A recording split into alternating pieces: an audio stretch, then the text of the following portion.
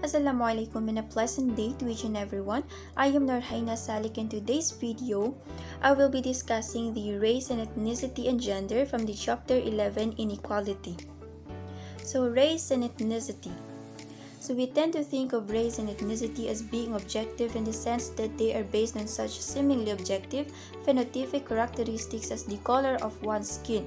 However, the fact is that all racial and ethnic statuses are products of social definitions, including the social definition of seemingly objective traits. So when we hear about the word race and ethnicity, we always tend to think that it is all about culture, which is true. So the race is how you look and give definition to that person, while the ethnicity it is the person's culture, norms, and traditions. So the race and ethnicity it is about the cultures, norms, and practices and beliefs. It is not just about the physical characteristic of a person. So the race is defined on the basis of real or presumed physical, biological, or phenotypical characteristics. Okay, so it is how you judge a person by its physical characteristics, so the biological characteristic of a person. So the ethnicity, it is the social group defined on the basis of some cultural characteristics. Okay, so this is not about the physical characteristic of a person, but the culture, all the cultural characteristic of that person. So, for example, is the religious beliefs, our practices, what we eat, and how we dress up, and the sexual behaviors. So if we have race and ethnicity rather, we also have racism and the ethnicism. So the racism is a belief in the inherent superiority of one racial group and the inferiority of others. So it is how you think and believe that you as a person is superior, much better than the other racial groups. On the other hand, the ethnicism is a belief in the inherent superiority of one ethnic group and the inferiority of others. So it is how you think and believe that your culture, your own culture, is much better, much superior than the other ethnic groups. So the racism and ethnicism can also lead to wars or violence that causes a person to suffer xenophobia, or the fear caused by strangers, or in simple words, it is the fear caused by discrimination. So it is the cause of being judged by the other groups. So it also involves the beliefs, attitudes, and prejudices that reject, exclude, and vilify groups that are outsiders or foreigners to the dominant social group. So pluralism, so it is the idea and fact that different races and ethnic groups can live together and can coexist. So we can still be reunited with the other countries despite of differences in terms of the cultures and religions. So the next is the genocide. In 1948, it was defined by the United Nations Convention on the Prevention and Punishment of the Crime of Genocide as act committed with the intent to destroy, in whole or in part, a national, ethnic, racial, or religious group. So for me, the best example of this is the Marawi siege, which was for me it was like an act of committing an intended to destroy a nation or religious group.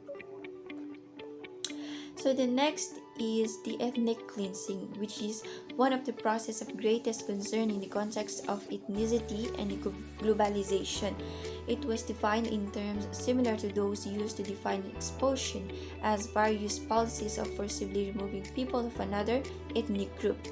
So the ethnic cleansing is where you force, for example, is the military, they are forcing people to leave their homeland. So whether you like it or not, you need to leave your homeland. So it can be seen as, at least in part, a specific example of another way of dealing with ethnic minorities or expulsion. So according to Ethan Simpson and Yinger 1985, the expulsion can take two forms.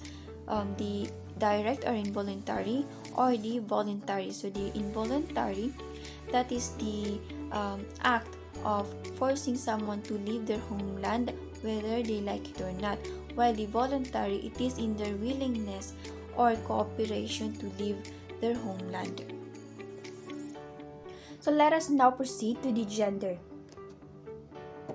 So what might be the differences between the gender and the sex? So the gender is the differences between males and females based on social definition and social distinction. So like for example, it is how we dress up. So we can be determined by how we expose ourselves by simply expressing ourselves.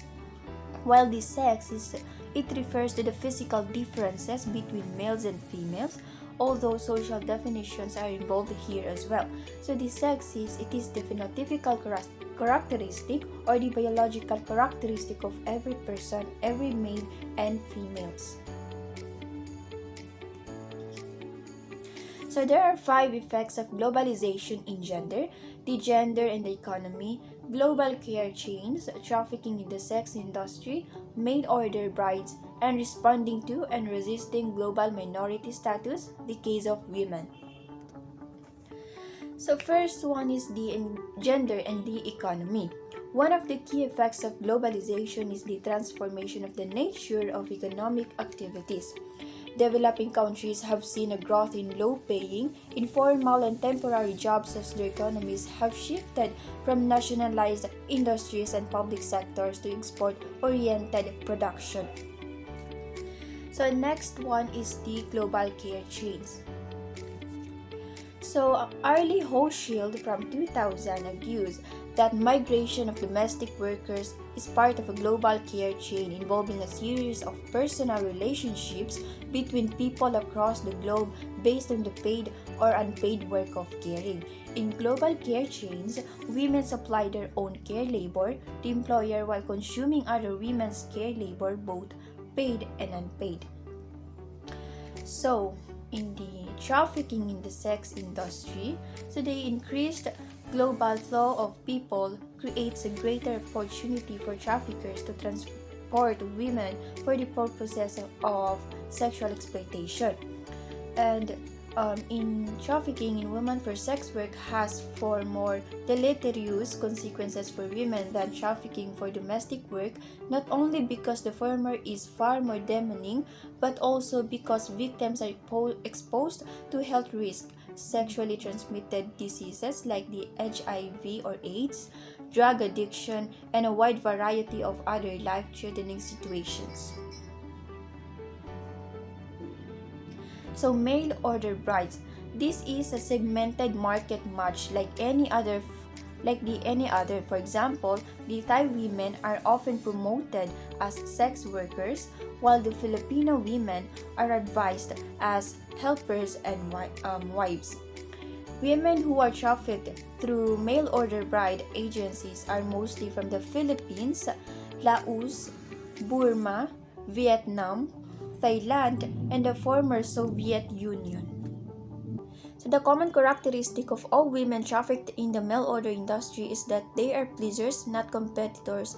They are feminine, not feminist. So the last but not the least is the responding to and resisting global minority status, the case of women. So according to ROP 1997, the international women's movement has a long history traceable back to the late 80s. And its greatest triumphs have related to the increasingly global acquisition of the rights of suffrage.